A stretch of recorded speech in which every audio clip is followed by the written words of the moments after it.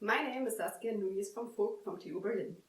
I'm going to give you a brief overview about our paper, Every Query Counts, Analyzing the Privacy Loss of Exploratory Data Analysis.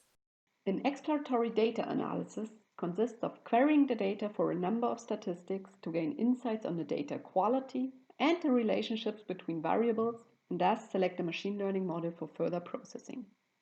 By combining the results, a data analyst might re-identify individuals. This leads to a privacy loss.